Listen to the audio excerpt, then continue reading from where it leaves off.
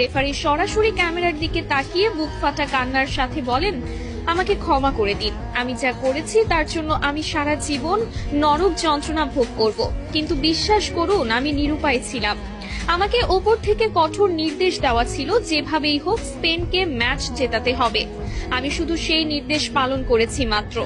রেফারির এই একটি মাত্র বাক্য মুহূর্তের মধ্যে পুরো বিশ্ব মিডিয়ায় দাবানলের মতো ছড়িয়ে পড়ে।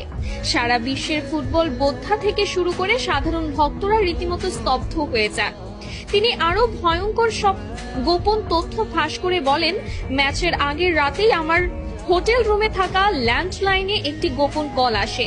আমি ফোন তুলতেই ফিফার ভেতরের একটি শক্তিশালী সিন্ডিকেট এবং আন্ডারওয়ার্ল্ডের বেটিং মাফিয়াদের এক শীর্ষ কর্মকর্তা আমাকে পরিষ্কার ভাষায় হুমকি দেন। তিনি বলেন, যদি স্পেন এই ম্যাচ না জেতে তবে আমার রেফারিং ক্যারিয়ার চিরতরে শেষ করে দেওয়া হবে।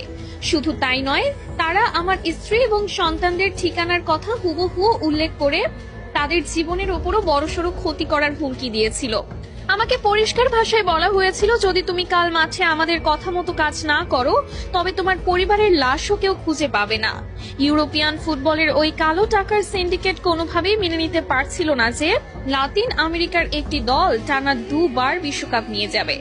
আমাকে বলা হয়েছিল যে কোনো মূল্যে যে কোনো অজুহাতে আর্জেন্টিনার খেলোয়াড়দের চাপে রাখতে হবে, তাদের স্বাভাবিক খেলা নষ্ট করে দিতে হবে।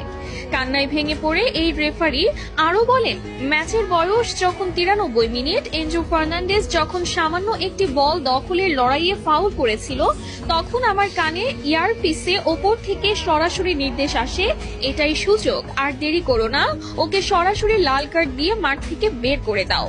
আমি নিজে মাঠে দাঁড়িয়ে অত্যন্ত কাছ থেকে দেখেছি, ওটা কোনোভাবেই লাল কার্ড দেওয়ার মতো অপরাধ ছিল না। আমি চেয়েছিলাম অন্তত ভিএআর চেক করতে, কিন্তু আমাকে এয়ারপিসে ভিএআর দেখতেও কঠোরভাবে নিষেধ করা হয়। যখন আমি পকেট থেকে লাল কার্ডটি বের করছিলাম তখন আমার হাত থরথর করে কাঁপছিল। এনজো যখন অবাক দৃষ্টিতে আমার দিকে তাকিয়েছিল তখন আমার মনে হচ্ছিল আমি মাটির নিচে মিশে যাই। 10 জনের আর্জেন্টিনা যখন বীরের মতো লড়ছিল, ডি পল আর ম্যাক অ্যালিস্টাররা যখন নিজেদের শরীরের শেষ রক্তবিন্দু দিয়ে স্পেনের একের পর এক আক্রমণ ঠেকাচ্ছিল, তখন আমি নিজেই ভেতর থেকে কুড়ে কুড়ে খাচ্ছিলাম। আমি স্পেনের অনেক বড় বড় ফাউল ইচ্ছা করে এড়িয়ে গেছি, কারণ আমার উপর নির্দেশ ছিল প্রতিটা 50-50 ডিসিশন স্পেনের পক্ষে দেওয়ার। অতিরিক্ত সময়ে যখন স্পেনের ফেরান তোরেস গোলটি করলো, তখন স্টেডিয়ামের স্প্যানিশ ভক্তরা উল্লাস করলেও আমার বুকের ভেতরটা অপরাধবোধে ভিন্ন হয়ে যাচ্ছিল।